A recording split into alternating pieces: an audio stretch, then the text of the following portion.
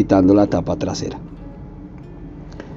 Bueno, aquí ya lo tenemos puesto con la tapa ya habiendo quitado la tapa de atrás, que nos queda muchísimo más fácil para visualizar y para manipular. La idea aquí es poder enfrentar el pin con el agujero de esas dos bielas. Entonces la idea es empujar hacia adentro y tratar de enfrentar ahí las dos piezas.